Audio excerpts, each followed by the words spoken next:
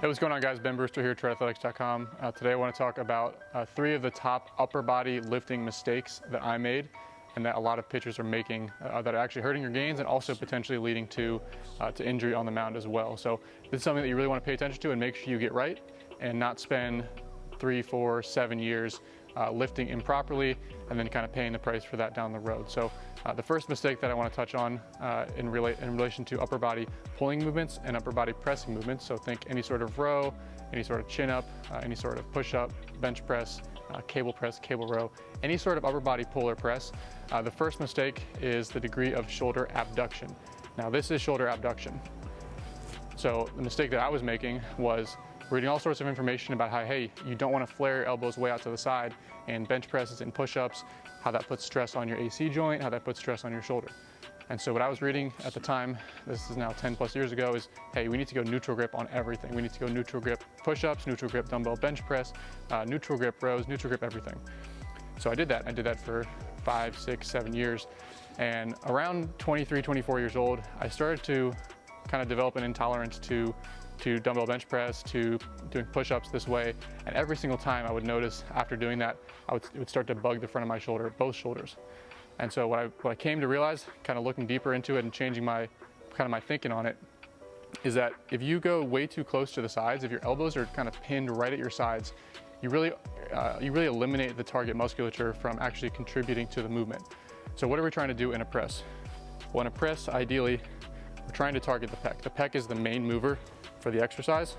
So if I'm here stuck in a kind of a neutral position, and that's the pattern that I'm pressing with, is the pec really contributing to that movement? If you kind of look at and understand the orientation of the fibers of the pec, the answer is not really. So what is actually driving this press? Well, it's an anterior delt driven movement because I'm driving into this huge extension pattern, this shoulder hyperextension. And then the other main mover is the tricep. So it's a tricep driven and an anterior delt driven movement versus more of a pec driven movement. And so what would happen is, and now looking back, it's super easy for me to kind of understand what I was doing. What happened is the only places I would get sore, anterior delt and tricep. I never got sore in my chest. I had never had any sort of pec development at all. And so flip that to kind of making this one adjustment, and suddenly the pec is the place I get sore, no soreness in the front of the shoulder, minimal, very light soreness throughout my triceps. Okay, so here's the adjustment. The adjustment is basically making sure that you keep much more closer to a 30 to 60 degree angle. I like telling guys 45 degree angle as far as that abduction angle. So rather than looking like this, where you dump into the front of your shoulder and press with the delt and the tricep, you pronate slightly, internally rotate slightly. So now this hand position is about 45 degrees. I'm gonna control that down from my chest and contract from my chest. So it's gonna look much more like that, whether we're talking about a row, whether we're talking about a press, if it's a push-up, if it's an inverted row. So the difference here, again, now that you're in line with the actual orientation of the fibers through the pec, and so now that you're actually targeting the muscles that you're trying to target. And again, for pitchers, this is super, super important because your pec is one of the main accelerators of the arm. It's one of those main muscles that's getting put on this huge stretch, and it goes through this what we call stretch shortening cycle. As your arm flips up, your hips go, your torso goes, the arm gets actually left behind, and it creates this big stretch through the chest, and then this slingshot effect where that pec is like a rubber band. It stretches and then it fires. So we need strength and elasticity and length through the pec. So that's what you ideally want to be targeting in every rep that you make in the weight room for any sort of pressing movement, is targeting the chest. Now let's flip it around and look at a rowing pattern. It's really the exact mirror, the exact opposite of a press. So what I was doing in the past was keeping that elbow right at my side and rowing like that. Hopefully you can see that. Now, because you're not really loading the front of your shoulder, this one isn't so much putting you at risk of irritating the front of your shoulder, but what it is doing is, again, taking the emphasis off of the muscles that we're trying to actually build and strengthen. So what are we strengthening here when you keep the elbow pinned at the side? Well, you're strengthening the lat. The lat is a shoulder extensor. So you're gonna get super lat dominant, you're gonna strengthen your lats, and you're also strengthening the biceps.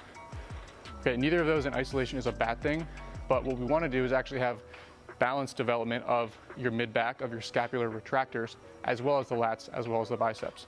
So again, same thing. If we can just create that slight bit of separation off the side, off the rib cage with the elbow, now as we go into retraction, it actually gives your scapula something to move around the rib cage against. So rather than this, where you can see the scapula pretty much just dumps into anterior tilt, now we're actually getting a retraction of the scapula right there.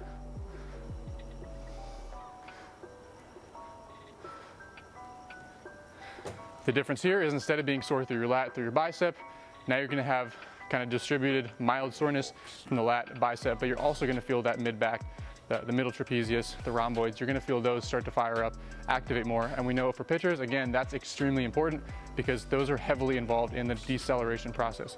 So we don't only wanna build up our accelerators, our lats, our pecs, we also wanna be building up the decelerators, which involve that mid-back musculature as well. So that's the big mistake number one that I made for a long time. That's something we've changed our thinking on over the past few years at Tread.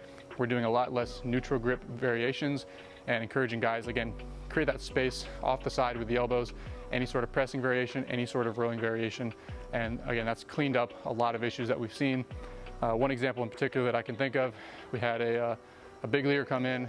He said, hey, you know, my shoulder just kind of bugs me, the front of my shoulder here and there. Not really sure why, but asked him what bothers it primarily. He said it's push-ups. I said, let's take a look at your push-up form. Well, what do you know, the first thing that he showed me was he began to just drop down, dump into the front of his shoulder in this neutral grip position. And so he was just irritating the front of his shoulder. I said, does that hurt? He said, yeah, that doesn't feel great. I said, why don't we just widen the grip a hair, internally rotate a hair, and now emphasize the pecs. So at the bottom, you're not actually dumping into the front of the shoulder, but the scapula is actually behind you in that posterior tilt and actually able to wrap around the rib cage.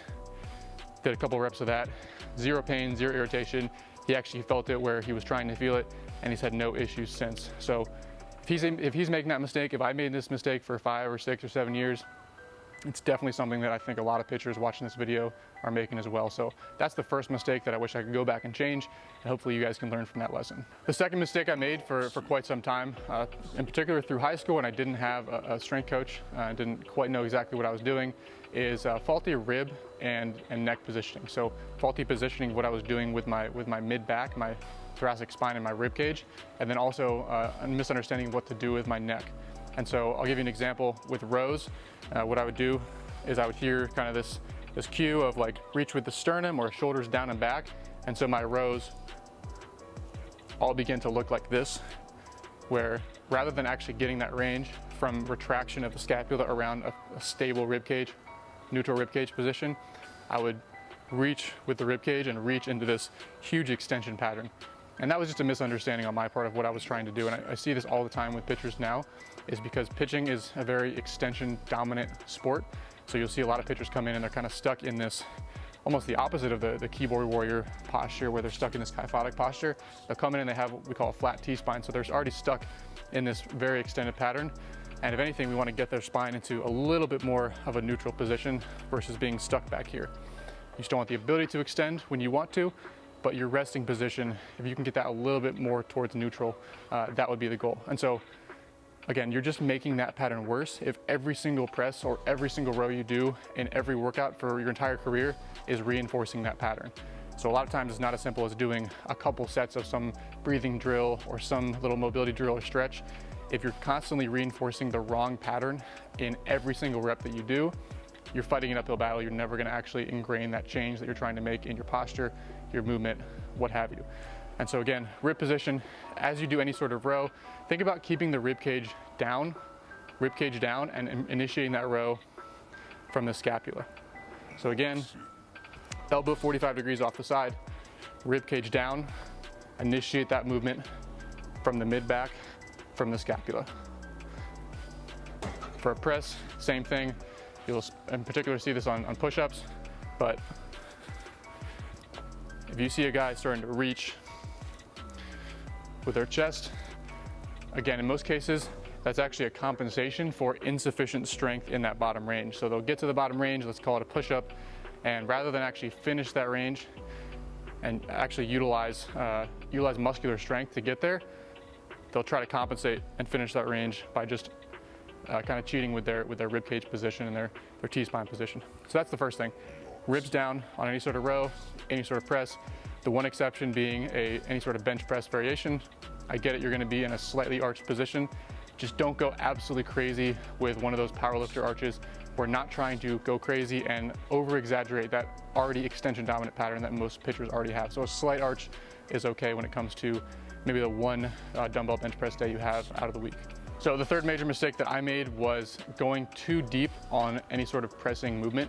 And again, my idea here was that I was trying to develop strength through length, which is a valid idea, but because I was stuck in this neutral posture, then when I would try to go too deep, I would actually be getting that range from dumping into what's called humeral anterior glide or shoulder hyperextension. I was just dumping into the front of my shoulder and really starting to stretch out the front of the shoulder because I was thinking that deeper is always better when it comes to any sort of pressing, any sort of rowing.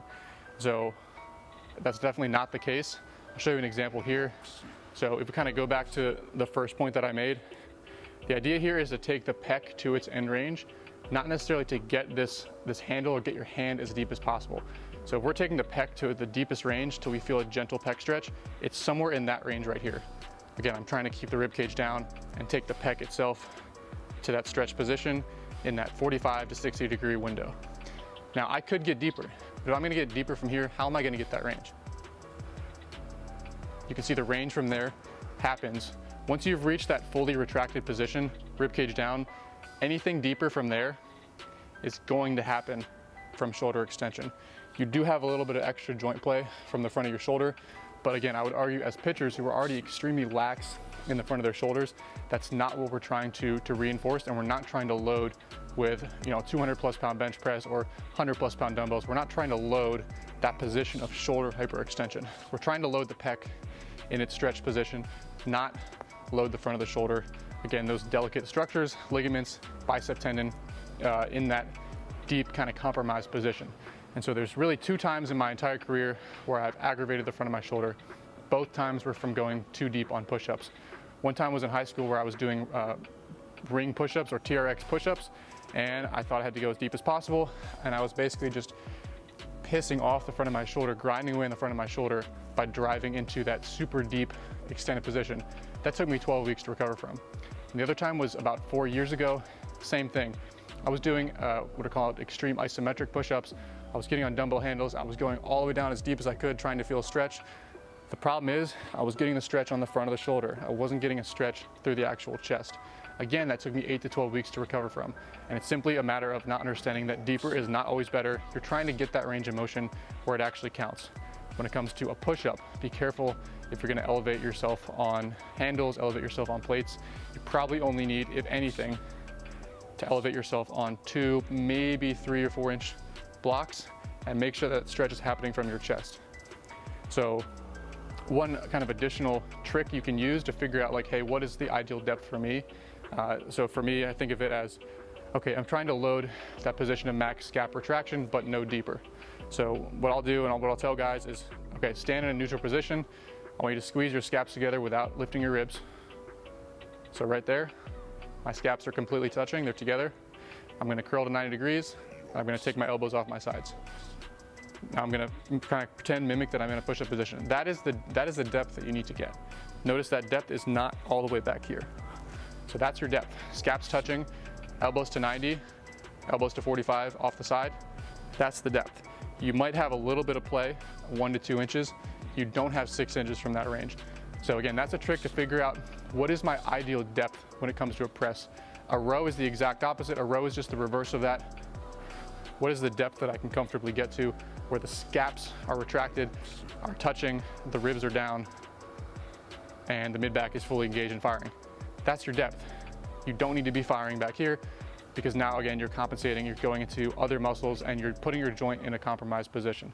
So that's the third mistake that I made, was trying to go too deep on my pressing exercises. So to summarize what we've talked about, there's really just a couple things to remember. One is to cue a little bit of space between the elbows and the rib cage, right? Just give yourself about 45 degree space and try to target the pec on a press, try to target the mid-back, cueing the movement on any sort of rowing. The second is keeping the ribs down. We also will see guys that kind of reach with the chin on push-ups or on any sort of row. So we kind of tell them double chin, ribs down. That's again how you're going to organize the mid-back and the cervical spine positioning.